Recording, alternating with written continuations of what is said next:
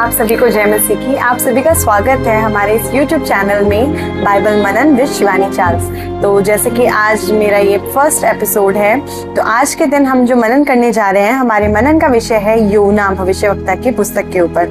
तो योना के जीवन से हम क्या सीख सकते हैं, परमेश्वर हमसे योना के जीवन से क्या बात करता है, क्यों ये जो पुस्तक है वो और भविष्यवाणियों की पुस्तक से बहुत ही अलग है। अगर जब हम पढ़ते हैं ना, तो और एक योना ही है जिसके बारे में हम, चाहे छोटे बच्चे हो, चाहे संडे स्कूल हो, चाहे यूथ हो, चाहे वो हम बड़े अडल्ट हो, चाहे वो बुजुर्ग हो, हर कोई सेम लेवल पे ही हम उसको अपने आप से रिलेट करके देख सकते हैं। तो आज हम प्रार्थना करेंगे कि परमेश्वर हमें नया रेवलेशन दे, ताकि परमेश्वर इस पूरे ही योना के 4 अध्याय हैं उनसे हमसे नए तरीके से, नए सिरे से, बहुत ही अच्छे तरीके से बातें करें। मैं विश्वास करती हूँ कि जब आप ये वीडियोस देख रहे होंगे, ये वीडियो देख रहे होंगे, तो आप सभी बहुत ही आशीषित होंगे प्रभु यीशु मसीह के नाम से, आमीन।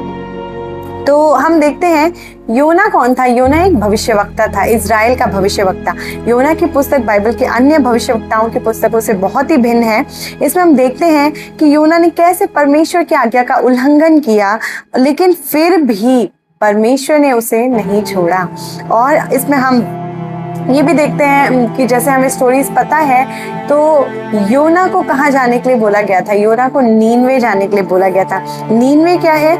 इजराइल का सबसे खतरनाक शत्रु है और विशाल अशूरी साम्राज्य की राजधानी। योना वहां नहीं जाना चाहता था। क्यों नहीं जाना चाहता था? क्योंकि उसे निश्चय था कि परमेश्वर उस नगर को सत्यानाश करने की अपनी चेतावनी को पूरा नहीं करेंगे। क्योंकि योना ना एक भविष्यवक्ता था और योना जानता भी था परमेश्वर की बहुत दयालु है, परमेश्वर कृपालु है, परमेश्वर करुणा निधान, परमेश्वर क्षमा करने में अव्वल है, परमेश्वर हमें बहुत प्यार करते हैं। दूसरी चीज ये भी थी कि योना को ये भी पता था कि इजराइल का जो बहुत ही खतरनाक शत्रु कौन है, वो अशूर साम्राज्य की राजधानी नीनवे है, और वहीं जाने के लिए परमेश्वर ने उसको बोला था। तो जब नीनवे जाने को बोला गया, तो हम योना पहले अध्याय के 2 से 3 में पढ़ते हैं। योना तर्शीश को भाग जाने के लिए उठा। हम देखते हैं कि योना यहोवा के सम्मुख से तर्शीश को भाग जाने के लिए उठा और याफा नगर को जाकर तर्शीश जाने वाले एक जहाज पाया और भाड़ा देकर उस पर चढ़ गया कि उनके साथ यहोवा के सम्मुख से तर्शीश को चला जाए। तो एक तो इसने क्या किया ना, भाड़ा भी दिया, और दूसरी चीज क्या है, वो करना क्या चाहता, उसका इंटेंशन क्या था? भाग जाना चाहता था। जब उसने परमेश्वर की आवाज सुना, जब परमेश्वर की वाणी सुनी उसने, तो वो परमेश्वर के पास नहीं गया पूछने के लिए कि क्यों, क्या, कैसे जाऊं, या वहां पे वो तो बहुत ही खतरनाक लोग हैं, वो मुझे मार भी सकते हैं, या दिल की जो भी बातें थी, वो परमेश्वर के पास नहीं गया करने के लिए। लेकिन उसने क्या किया? अपना ही रास्ता अलग से चुन लिया। उसने अपना ही डिसीजन खुद से बना लिया कि मुझे वहां जाना ही नहीं है। उसने अपना रास्ता खुद ले लिया। तो कभी कभी हमारे पास भी ना प्रभु का वचन आता है, क्योंकि प्रभु हमसे बहुत प्यार करता है, हमें अपनी महिमा के लिए इस्तेमाल करना चाहता है। इसलिए हो सकता है कि योना की तरह हम भी परमेश्वर के चुने हुए हों। जैसे योना क्या था, ऐसा नहीं कि नया नया उसको प्रभु के बारे में पता चला, ऐसा नहीं था। परमेश्वर का वो भविष्यवक्ता था, वो परमेश्वर के वचनों को, परमेश्वर को बहुत अच्छे से जानता था। हो सकता है कि हम भी परमेश्वर को जानते हैं, हम परमेश्वर के चुने हुए हैं, और हमारे जीवन में भी परमेश्वर क्या है ना, कुछ आज्ञाओं को देता है। यहाँ पर योना को आज्ञा दी गई थी कि नीनवे को जाकर उसके विरुद्ध में प्रचार करना है कि परमेश्वर उनको सत्यानाश कर देंगे, खत्म कर देंगे, है ना, मन फिराओ, ये बोलना था उसको। लेकिन हो सकता है कि परमेश्वर आज के दिन में हमें बचाना चाह रहे हो, इसलिए वो वचन क्या है परमेश्वर ने हमारे लिए दिया हो कि मन फिराओ, है ना, या फिर कि हम अगर हमारे जीवन में किसी भी गलत रास्ते में है, कुछ भी वो पाप हो सकता है, चाहे वो दुनिया को पता हो या ना पता हो, सिर्फ हमें पता हो सकता है सिर्फ हम और हमारा मन और परमेश्वर ही जानता है कि हम किस पाप में हैं। और परमेश्वर की वाणी हमने सुनी, परमेश्वर का वचन हमारे पास आया, और परमेश्वर चाहता है कि हम उस रास्ते को छोड़ दें और वापस परमेश्वर के पास आए। लेकिन हम क्या करते हैं, वो वाणी सुन तो लेते हैं, लेकिन हम दोबारा जाके परमेश्वर के सामने क्षमा नहीं मांगते हैं, पश्चाताप नहीं करते हैं, या किसी से भी वचन के थ्रू या फिर कुछ जो अच्छे विश्वासी हैं या पास्टर हैं, लीडर्स हैं, जो हमें परमेश्वर में एनकरेज कर सकते हैं, उनके पास नहीं जाते हैं। हम क्या करते हैं, अपना ही दुनियावी रास्ता चुन लेते हैं। हम अपने लिए दुनियावी दोस्त बना लेते हैं, सांसारिक कामों में अपने आप को इतना व्यस्त कर लेते हैं ताकि क्या है ना, परमेश्वर के पास जाने का हमारे पास समय ही ना रहे।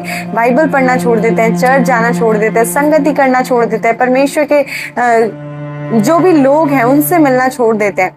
क्यों? क्योंकि हम अपने ही इच्छाओं को पूरा करना चाहते हैं। तो हो सकता है कि आज हम इन चीज़ों से गुजर रहे हो, चाहे हम जवान हो, चाहे हम अडल्ट हो, चाहे हम किसी भी स्टेज ऑफ लाइफ में क्यों ना हो। तो लेकिन आज अगर परमेश्वर का वचन हमारे पास आता है तो हमें क्या है ना, परमेश्वर की आज्ञा माननी है। परमेश्वर जिन भी बातों को करने के लिए मना करे उन्हें छोड़ना है, और हमें सलाह लेने के लिए, हमें सहायता लेने के लिए परमेश्वर के पास ही आना है। दूसरी चीज हम देखते हैं, जैसे कि वचन कहता है ना, वो जानता था, वो तो भविष्यवक्ता था योना, है ना, कि मैं भागकर भी कहाँ चला जाऊंगा, लेकिन फिर भी उसने क्या किया, भाग जाने के लिए, ऑपोजिट, नीनवे और तर्शीश ऑपोजिट है, तो वो वहां जाने के लिए उसने क्या किया, भाड़ा भी दिया, जहाज में भी चढ़ गया, याफा गया पहले तो, और उसके बाद उस जहाज में चढ़ गया और वो जाने के लिए रेडी हो गया, है ना। लेकिन वो ये भूल गया, जैसे भजन संहिता 139 7 से 13 वचन कहता है कि मैं तेरे आत्मा से भागकर किधर जाऊं, या तेरे सामने से किधर भागूं। यदि मैं आकाश में चढ़ूं तो तू वहां है, यदि मैं अपना बिछौना अधोलोक में बिछाऊं तो तू वहां भी तू है। यदि मैं भोर की किरणों पर चढ़कर समुद्र के पार जा बसूं तो वहां भी तू अपने हाथ से मेरी अगुवाई करेगा और अपने दाहिने हाथ से मुझे पकड़े रहेगा। यदि मैं कहूं कि अंधकार में तो मैं छिप जाऊंगा और मेरे चारों ओर का उजियाला रात का अंधेरा हो जाएगा, तो भी अंधकार तुझसे ना छिपाएगा। रात तो दिन के तुल्य प्रकाश देगी, क्योंकि तेरे लिए अंधियारा और उजियाला दोनों एक समान है। मेरे मन का स्वामी तो तू है, तूने मुझे माता के घर में रचा। तो सच में हम वो भविष्यवक्ता होने के बाद भी इन वचनों को भूल गया कि हम परमेश्वर की आत्मा से भागकर कहाँ जा सकते हैं। तो आज हो सकता है कि हम परमेश्वर के साथ हमारा रिश्ता बहुत अच्छा रहा हो, बहुत अच्छे हैं, हम सोचते हैं कि हम बहुत अच्छे हैं और हम परमेश्वर को बहुत अच्छे से जानते हैं, बाइबल के वचनों को हम बहुत अच्छे से जानते हो सकते हैं, लेकिन जब समय आता है, जब परमेश्वर चाहते हैं हमसे कुछ करने के लिए, उस समय हम वचन को ही भूल जाते हैं कि हम परमेश्वर की आत्मा से भागकर कहीं नहीं जा सकते। और अगर हम इसके लिए कोशिश भी करते हैं ना, तो जैसे उसका भाड़ा भी गया, वेस्ट हो गया, है ना। अब उसको मतलब वो एक तो नगर, याफा नगर में भी गया था, वहां पर जाके उसने जहाज पकड़ा, उसका समय, धन, मेहनत सब व्यर्थ हो गया। उसी प्रकार से जब हम परमेश्वर की इच्छा के विरुद्ध में भागने की कोशिश करते हैं तो हमारा धन, हमारा समय, हमारा जीवन, हमारी शांति, हमारा सुख, सब कुछ व्यर्थ हो जाता है, खत्म हो जाता है, वेस्ट होता है। तो हम ऐसी कोशिश ना करें। फिर योना 1:4 में क्या देखते हैं हम कि प्रभु ने, जब वो जहाज पर चढ़ भी गया, यहोवा ने समुद्र में एक प्रचंड आंधी चलाई और समुद्र में बड़ी आंधी उठी, यहाँ तक कि जहाज टूटने पर था। तो परमेश्वर ने क्या किया, जब वो परमेश्वर के विपरीत गया तो परमेश्वर ने समुद्र में आंधी चलाई, प्रचंड आंधी, इतना यहाँ तक कि जहाज क्या होने लगा, डूबने लगा। हमें भूलना नहीं है कि परमेश्वर ने आकाश और पृथ्वी की सृष्टि की है, परमेश्वर ने पूरे जगत को बनाया है। हर एक प्राणी, हवा हो, पानी हो, धरती हो, आकाश हो, या कोई भी जीव जंतु हो, सब चीजों पर, पूरी पृथ्वी पर, हर एक मंडल पर, सब चीजों पर परमेश्वर का ही अधिकार है, उसी का प्रभुत्व है। बस मनुष्य होने के नाते हम भूल जाते हैं ये बात कि हम कुछ भी नहीं है। हम परमेश्वर से बड़ा होना चाहते हैं, हम परमेश्वर से आगे आगे भागना चाहते हैं, लेकिन ऐसा हमें नहीं करना है। देखते हैं कि यहाँ जब परमेश्वर ने आंधी चलाई है ना, और सब चीजें, यहाँ तक कि आंधी, मतलब समुद्र भी उसकी बात मान रहा है। हम मनुष्य होने के बाद भी हम क्या कर सकते हैं कि हम परमेश्वर के आज्ञा का उल्लंघन कर सकते हैं, लेकिन सृष्टि अपने सृष्टिकर्ता को जानती है। वो कभी नहीं भूलती कि मुझे किसने बनाया है, मैं किसके अंडर में हूँ, कंट्रोल किसका है, राज्य किसका है, परमेश्वर का है। तो देखते हैं हम आगे कि सब डर गए, जितने भी मल्लाह लोग थे सब अपने अपने देवताओं की दुहाई देने लग गए। उस जहाज में जितने व्यापारी थे सब के सब बहुत डर गए, और वो सब था, वो जहाज पर से निकाल के फेंकने लगे ताकि जहाज हल्का हो जाए और वो डूबे ना। लेकिन क्या करता है योना, सो रहा था, निचले तले में जाके सो रहा था। से हम ये सीख सकते हैं कि हम हमारे जीवन में अगर हम परमेश्वर की आज्ञा का उल्लंघन करते हैं ना, चुने हुए होकर भी, परमेश्वर के चुने हुए होकर भी, परमेश्वर को जानकर भी, चख कर भी अगर हम पीछे जाते हैं, हम परमेश्वर की आज्ञा का उल्लंघन करते हैं, उसके वचन के अनुसार नहीं चलते, अपना जीवन नहीं सुधारते, तो क्या होता है ना केवल हम सफर करते हैं बल्कि हमारे जीवन से जुड़े हुए हर एक जन, जितने भी लोग हमसे जुड़े हुए हैं, वो सब सफर करते हैं। वो सबको परेशानियों का सामना करना पड़ता है, चाहे हमारी किसी गलत आदत की वजह से, या गलत संगति की वजह से, या गलत बातों की वजह से। सिर्फ हमारी बदनामी नहीं होती है, ना ही सिर्फ हमें वो झेलना पड़ता है, बल्कि हमारे साथ जितने भी हमारे परिवार वाले हों, चाहे समाज हो, चाहे कोई भी हमसे प्रेम करने वाला हो, उन सबको उन सारे प्रॉब्लम्स को फेस करना पड़ता है। जैसे कि अगर हमें कुछ भी गलत चीजों की वजह से कोई बीमारी हो गई, तो क्या होगा? सिर्फ हम तो सफर नहीं करेंगे ना, बल्कि हमारा पूरा परिवार परेशानी में घिर जाएगा, कर्जों में घिर जाएगा, दुखों में घिर जाएगा।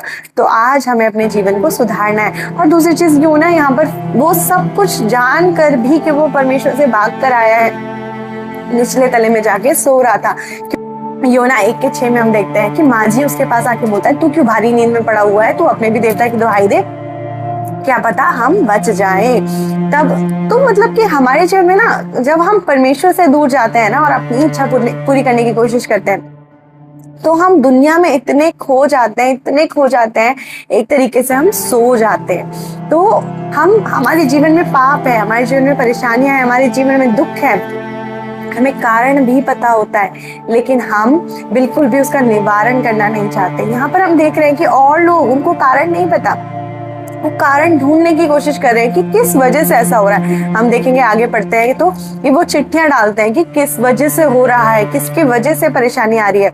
और हम जानते हैं कि योना को तो पहले से ही पता था। तो जब हमारे जीवन में हमें पता होता है ना कि हम किस जगह पे हैं, हमारा जीवन कैसा है, तो हमें उसे एक्सेप्ट करना चाहिए।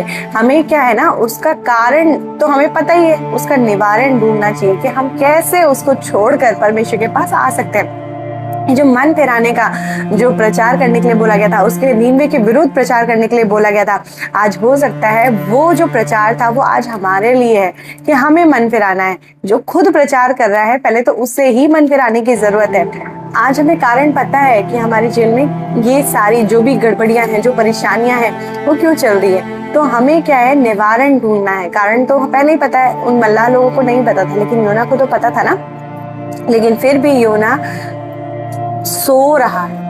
मतलब हम दुनिया में खो जाते हैं, हम इतने भारी नींद में पड़ जाते हैं कि जो चीजें गड़बड़ हो भी रही है ना, तो भी हमें ऐसा फील नहीं होता कि वो मेरी वजह से हो रही है, वो ये हमारी वजह से हो रही है, या मेरी जिंदगी में इतनी गड़बड़ियां, इतनी परेशानियां, इतने दुख तकलीफ मेरी वजह से हो सकते हैं। या फिर हो सकता है कि अगर हम बिल्कुल सही हैं, तो हमारे जीवन में कोई ना कोई ऐसा है जिसको परमेश्वर के पास वापस आने की फिर से जरूरत है। क्योंकि हो सकता है जैसे मल्लाह लोग योना की वजह से सफर कर रहे थे, आप भी किसी और की वजह से, या फिर कोई और आपकी वजह से या हमारी वजह से सफर कर रहा है।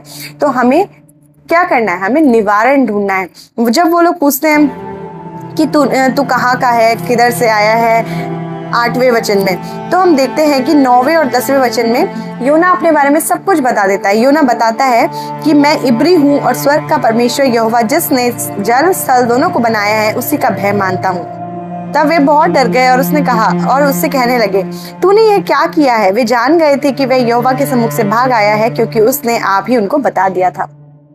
तो जैसे उसने क्या बोला योना ने, मैं इब्री हूँ और स्वर्ग का परमेश्वर यहोवा, जिसने जल स्थल दोनों को बनाया, उसी का भय मानता हूँ। हो सकता है आज हमारी स्थिति, हमारा जीवन भी ऐसा ही हो।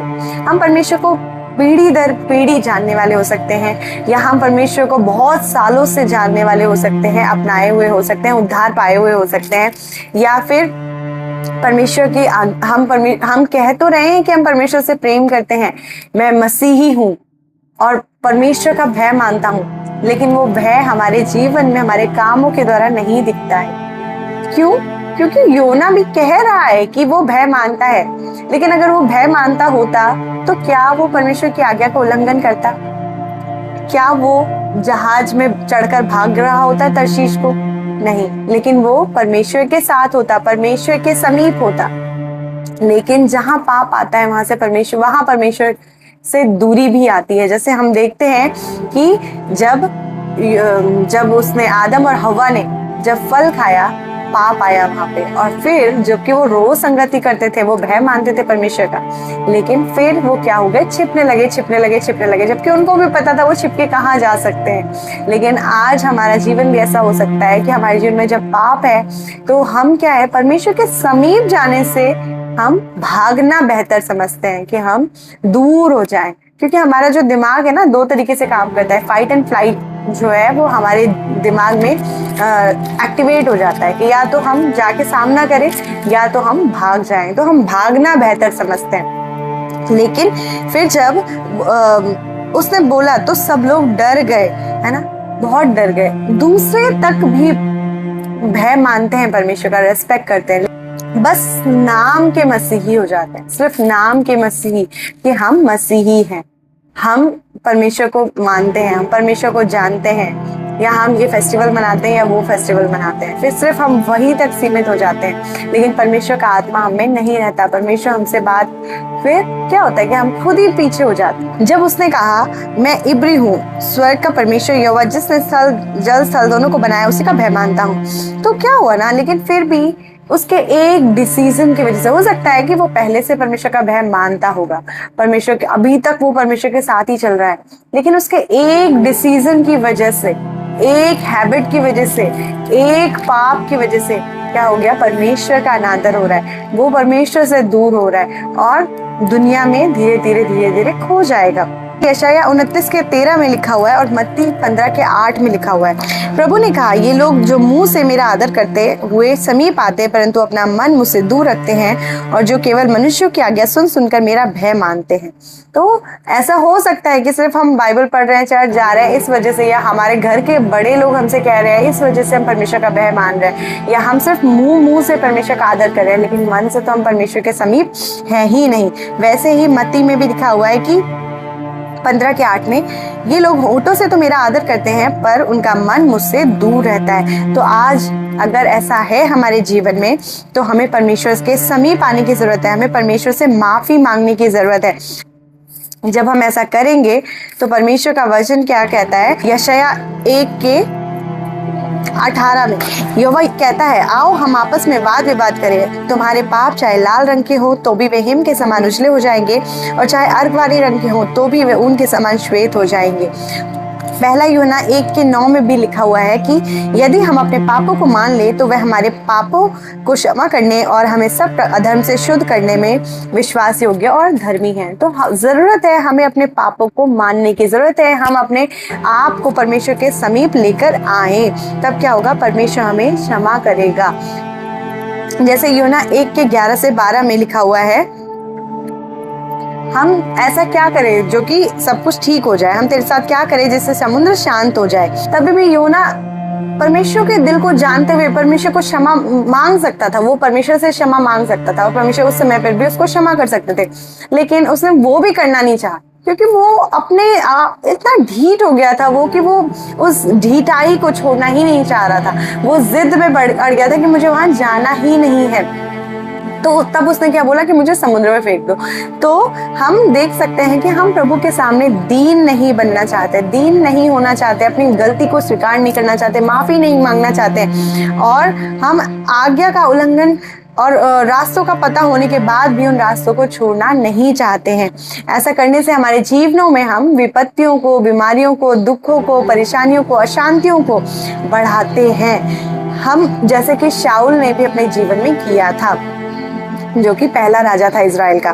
प्रभु ने ये सारी विपत्तियां या बीमारियां, दुख इसलिए नहीं होता है कि हम मर जाएं या हमें कोई दिक्कत हो जाए या हम लोग हमेशा दुखी ही रहें, लेकिन सिर्फ और सिर्फ इसलिए भेजता है कि हमारे जीवन में सुधार आ सके, हम दोबारा अपने आप को परमेश्वर के सामने दीन करें, नम्र करें, अपनी गलतियों को स्वीकारें और परमेश्वर से क्षमा मांग कर हम दोबारा से परमेश्वर के प्रेम में बन सके और अपना जीवन सही कर सके। क्योंकि परमेश्वर नहीं चाहता कि कोई भी नाश हो, परमेश्वर नहीं चाहता कि हम अनंत काल की मृत्यु को चख लें या फिर उसको पाएं, बल्कि परमेश्वर हमें अनंत काल का जीवन देना चाहता है। क्योंकि नीति वचन 3:12 में लिखा हुआ है, क्योंकि यहोवा जिससे प्रेम रखता है उसी को डांटता है, जैसे बाप उस बेटे को जिससे वह अधिक चाहता है। तो इसलिए आंधी नहीं आई, इसलिए तूफान नहीं आया कि जहाज टूट जाए और योना मर जाए, लेकिन इसलिए आया कि परमेश्वर उसको तोड़ सके। जहाज नहीं तोड़ना चाहता परमेश्वर, उसको तोड़ना चाहता है। तो इसीलिए आज हमारे जीवन में जरूरत है कि हम परमेश्वर के सामने टूटे। हमारा जीवन टूटने से पहले हम परमेश्वर के सामने टूटे, ताकि परमेश्वर उसे फिर से, जैसे कुम्हार मिट्टी को बनाता है और अपनी महिमा के लिए इस्तेमाल करता है, वैसे ही हमें भी अपनी महिमा के लिए इस्तेमाल करे। फिर हम देखते हैं कि 15वें वचन में जब उन्होंने योना को नीचे फेंक दिया समुद्र में, तो लहरें थम गई। सृष्टि भी परमेश्वर की बात मानती है, आदर करती है। 17वें वचन में देखते हैं, परमेश्वर ने बड़ी मछली ठहरा रखी थी जो कि योना को निगल गई। परमेश्वर की युक्तियों में से कोई रुक नहीं सकती। मनुष्य के मन में बहुत से विचार होते हैं, परंतु यहोवा ही उनके पैरों को स्थिर करता है, वचन ऐसा कहता है। तो सच में हम देखते हैं कि योना ने अपने मन में बहुत सारी युक्तियां की थी, लेकिन परमेश्वर ही उसके पैरों को स्थिर करेगा। हम आगे स्टोरी जब हम मनन करेंगे वचन में, तो उसमें देखते हैं कि परमेश्वर ने जो युक्ति ठान लिया ना, वो बिल्कुल भी रुक नहीं सकती है। और हम आगे ये भी देखेंगे कि परमेश्वर ने क्यों योना से ही ये काम करवाया। हो सकता था परमेश्वर, योना नहीं जा रहा तो परमेश्वर किसी और को भी चुन सकता था, परमेश्वर किसी और से भी काम करा सकता था। लेकिन हम नेक्स्ट वीडियो में देखेंगे कि परमेश्वर ने योना को क्यों नहीं छोड़ा, परमेश्वर ने योना से ही वो काम क्यों करवाया। तो परमेश्वर का धन्यवाद हो। परमेश्वर इन वचनों के द्वारा आपको आशीषित करे और हम सबको आशीषित करे। परमेश्वर की महिमा हो। हमारा जीवन अगर आज कहीं पर भी गड़बड़ है या हमारे जीवन में गड़बड़ियां हैं, परमेश्वर करे कि इन वचनों के द्वारा हम परमेश्वर के समीप आए और माफ़ी मांगे और हमारे जीवनों को सुधारें, ताकि हम परमेश्वर के सामने दीन बनेंगे तो परमेश्वर में शिरोमणि बनाएगा। आप सबको परमेश्वर बहुत से आशीषित करे। आमीन। Praise the Lord.